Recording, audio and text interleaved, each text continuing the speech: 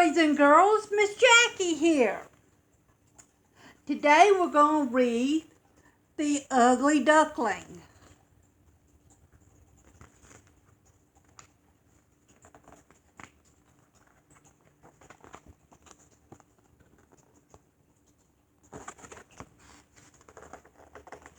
Once upon a time, a duck sat on her nest in a big farmyard. It was almost time for the ducklings to hatch, and Mother Duck was growing tired of sitting on the eggs all day. It was such a slow job. She was eager to get off the nest and join the other farm animals.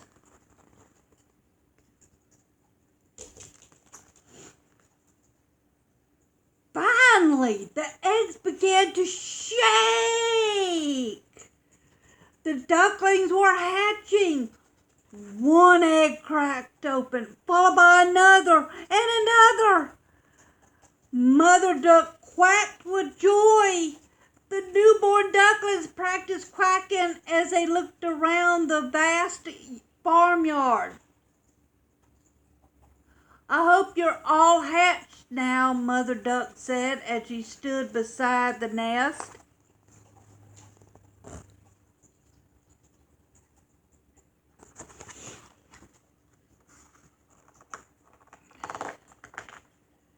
But the biggest egg was still laying there, unbroken.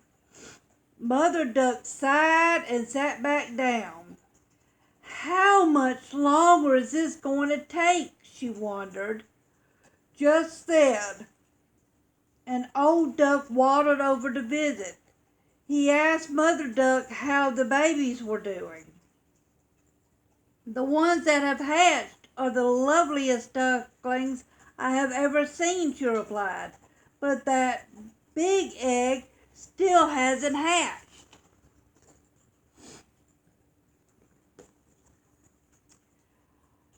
The old duck peered at the large speckled egg. "Why, that's a turkey egg. There's no duckling in there. I'm sure of it. Leave it alone and go teach your ducklings how to swim."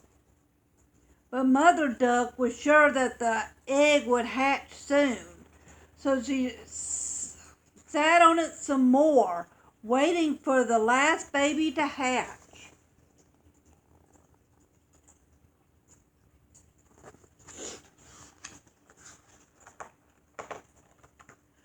Finally, the egg began to crack, and out tumbled the biggest duckling Mother Duck had ever seen.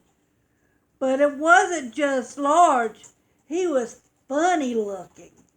His gray feathers looked dirty next to the bright yellow feathers of the other ducklings.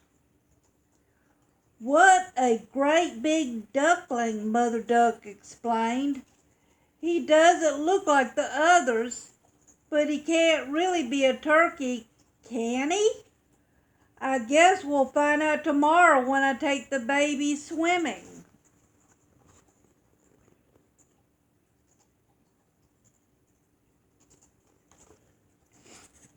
The next day, Mother Duck and the babies waddled across the farmyard. When they reached the river, the ducklings jumped right in. They tipped over at first, but they were soon upright, and their little legs paddled beneath them. Mother Duck watched proudly from the riverbank. "Well," she said to herself, "that big gray baby is certainly not a turkey. Look how well he uses his legs. What a strong swimmer. He's my own little one, all right. He's almost handsome when you take a good look at him."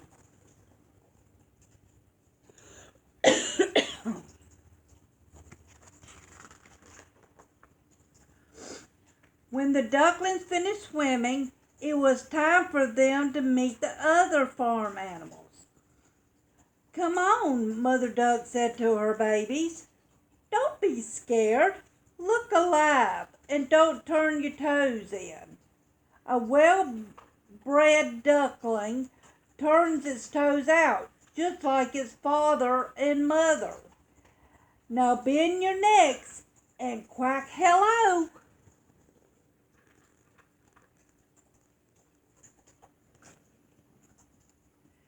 As the ducklings quacked hello, the chickens, geese, and other ducks glared at them. "There were too many ducks as it is," cried an old goose. "And now we have to deal with this new bunch too. That big one is so ugly he's hurting my eyes." "Leave him alone," Mother Duck said as she flapped her wings. "He may not be handsome, but he is happy and can swim beautifully. In fact, he's a better swimmer than his brothers and sisters."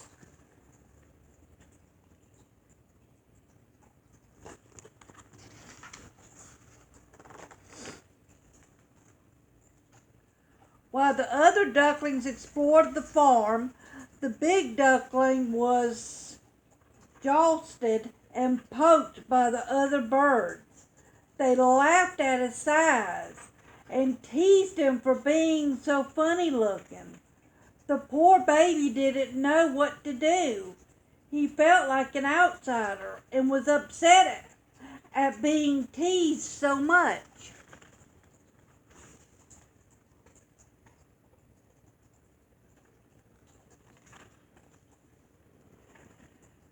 The next day, the big duckling was picked on again. The ducks snipped at him, the geese honked angrily, and the chickens pecked his feet. Even his own brothers and sisters made fun of him. And so it went every day until the gray duckling couldn't take it anymore. He decided to run away.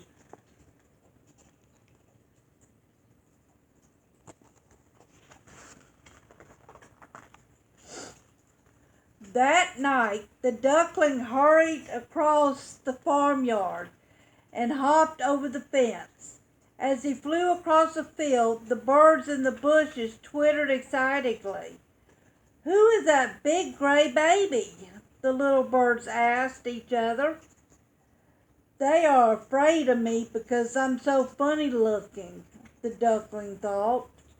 He was growing tired, but decided to keep moving.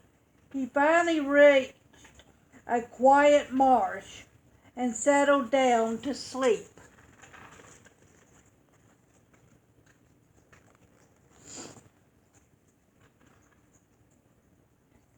At sunrise, the gray duckling was woken by loud quacking. They were wild ducks living in the marsh, and they were quite noisy. The duckling swam out to meet them. "What kind of duck are you?" asked the wild ducks as they stared at him. "You really are quite strange looking, but we don't care as long as you don't eat all of our food."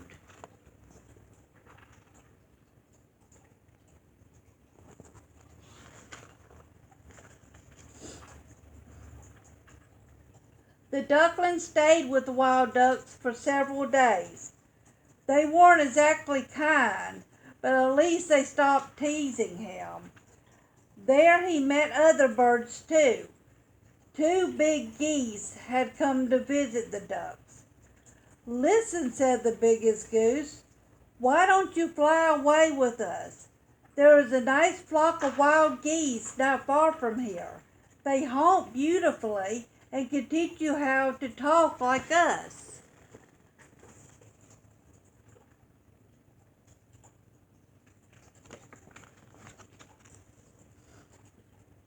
The duckling thought about the goose's offer. Will the other geese be kind to him? Before he had time to make up his mind, a loud bang, bang filled the air. The two geese fell silently into the water. They had been shot by hunters. The wild ducks quacked loudly as they flew out of the reeds. The hunters had surrounded the marsh, and their hounds were running toward the water. The poor duckling didn't know what to do.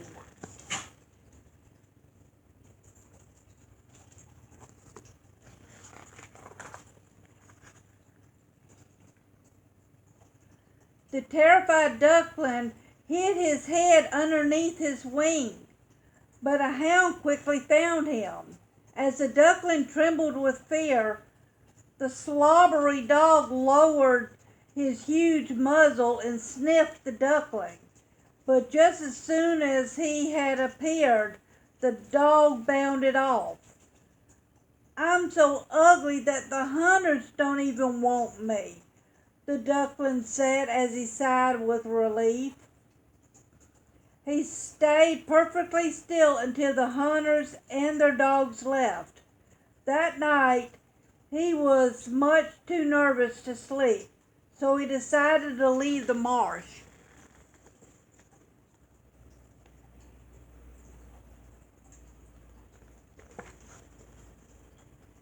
After a long journey, the duckling came upon a cottage. An old woman and a hen were sitting in the sunny yard. The woman's eyesight wasn't very good, and she thought the big duckling was a plump duck that had strayed from home. She smacked her lips at the thought of eating duck eggs and invited the duckling to live with her.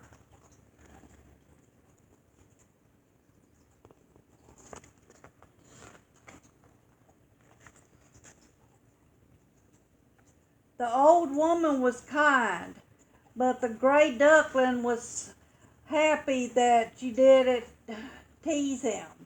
But the hen kept asking when he was going to lay an egg. When he said that he couldn't lay eggs, the hen laughed at him. "Then what are you good for?" she asked. The duckling felt quite sad. He was restless in the cottage and longed to go swimming. He decided that it was time to go on his way.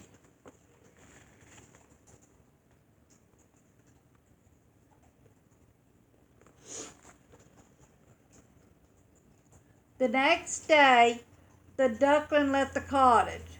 He soon found a big river and drove right in. He swam about happily, looking around his new home. Autumn had arrived, and the leaves were turning red and gold. The sky overhead had a frosty look, and the clouds looked like they were full of snow. The duckling shivered at the very thought of winter.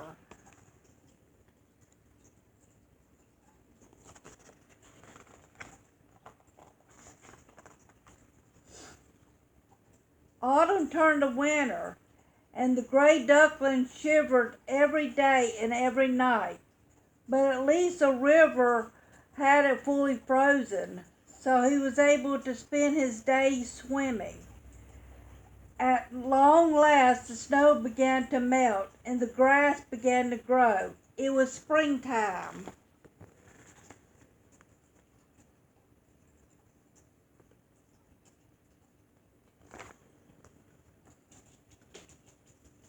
One warm day, a flock of large birds landed on the river bank.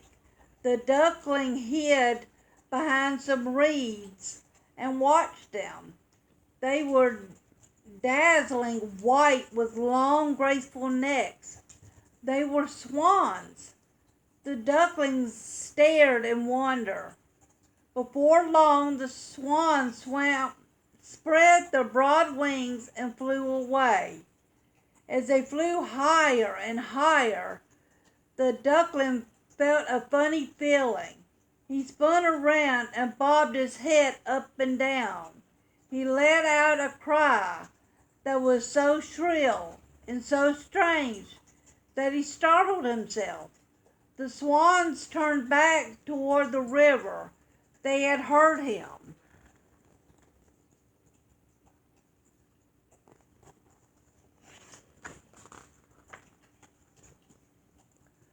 The majestic swans landed on the river, looked around for whoever had cried out to them. The duckling gathered all of his courage and left his hiding spot. When the swans spotted him, they spread their wings and rushed to meet him. The duckling became frightened and hid his head under his wing.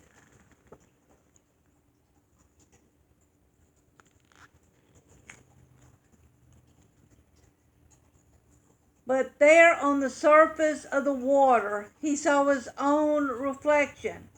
He was no longer a clumsy, ugly duckling. He was a majestic swan. He cried out in surprise as the swans swam up to him and stroked him with their beaks. The other swans bowed down to him. They had never seen such a handsome swan.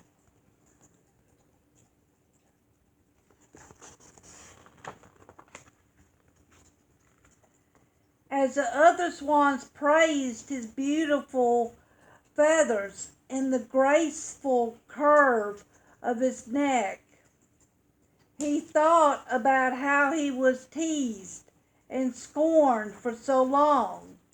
But then, if he hadn't experienced so much sadness, he wouldn't appreciate his newfound happiness.